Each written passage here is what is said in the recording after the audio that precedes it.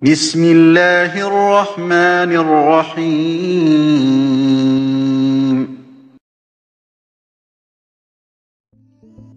Ya, Assalamualaikum warahmatullahi wabarakatuh.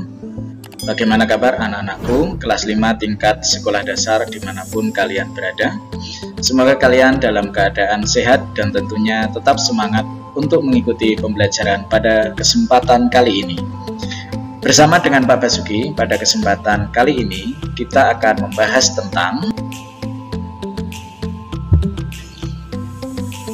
tema 5, ekosistem, muatan pelajaran bahasa Indonesia dengan KD 3.7, menguraikan konsep-konsep yang saling berkaitan pada teks non-fiksi. KD 4.7, menyajikan konsep-konsep yang saling berkaitan pada teks non-fiksi ke dalam tulisan dengan bahasa sendiri. Adapun tujuan pembelajaran yang akan kita capai, siswa dapat menguraikan konsep-konsep yang saling berkaitan pada teks non-fiksi. Siswa dapat menyajikan konsep-konsep yang saling berkaitan pada teks non-fiksi ke dalam tulisan dengan bahasa sendiri. Yang akan kita pelajari, yang pertama, pengertian teks non-fiksi. Yang kedua, jenis-jenis teks non-fiksi. Yang ketiga, ciri-ciri teks non-fiksi. Yang keempat, langkah-langkah menulis teks non-fiksi. Yang kelima, contoh paragraf non-fiksi. Pengertian teks non-fiksi. Teks non-fiksi adalah karya tulis yang sifatnya faktual, dibuat berdasarkan data dan fakta yang sebenarnya atau pengamatan langsung oleh penulis, sehingga di dalamnya berisi hal-hal atau kejadian yang sifatnya nyata. Pada umumnya, karya non-fiksi bersifat informatif, seperti memaparkan opini atau gagasan dalam teksnya. Itu pengertian tentang teks non-fiksi. Berikutnya, jenis karya teks non-fiksi. Yang pertama ada non-fiksi murni. Apa itu non-fiksi murni? Non-fiksi murni adalah teks yang berisi tentang pengembangan berdasarkan dari data-data yang otentik dan pasti. Contoh karya non-fiksi murni yaitu ada karya ilmiah, skripsi, tesis, disertasi, artikel, jurnal, biografi, dan lain-lain. Lalu yang berupa non-fiksi kreatif itu adalah teks atau karya yang berasal dari data-data otentik yang dikembangkan dengan berdasarkan imajinasi, yang biasanya karyanya akan berbentuk puisi, prosa, ataupun novel. Ciri-ciri teks non-fiksi.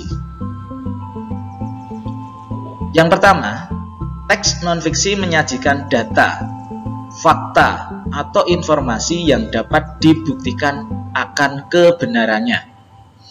Yang kedua, menggunakan bahasa formal atau bahasa baku yang bermakna lugas atau denotatif. Yang ketiga, menyajikan ilmu pengetahuan kepada pembaca dengan metode ilmiah. Yang keempat, tulisan yang dihasilkan bersifat ilmiah populer. Dan yang kelima, bersifat objektif. Langkah-langkah menulis teks non-fiksi. Yang pertama, kita menentukan tema. Apa itu tema? Yaitu ide atau gagasan mengenai tulisan yang akan kita buat. Yang kedua, merumuskan tujuan, yaitu menentukan arah atau jenis teks yang ditulis. Yang ketiga, mengumpulkan dan menganalisis data. Data bisa didapat dari buku, wawancara, diskusi, survei, dan lain-lain.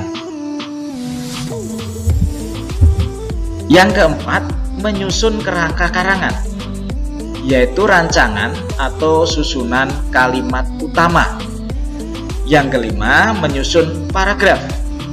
Kaidah dari paragraf yaitu ada satu kalimat utama dan beberapa kalimat penjelas.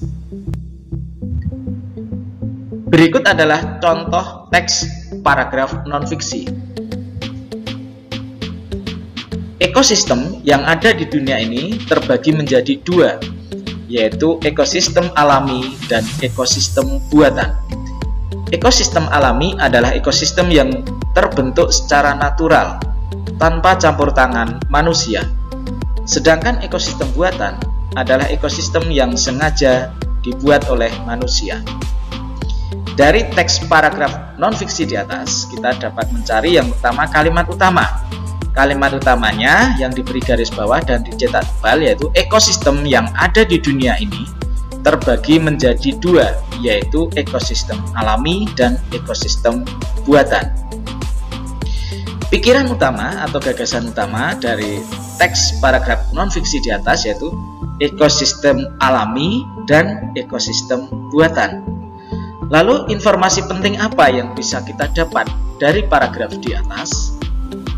Yang pertama, ekosistem alami terjadi secara natural, sedangkan ekosistem buatan sengaja dibuat oleh manusia. Demikian anak-anak pembelajaran kita pada kesempatan kali ini. Terima kasih atas perhatiannya. Selamat belajar. Assalamualaikum warahmatullahi wabarakatuh.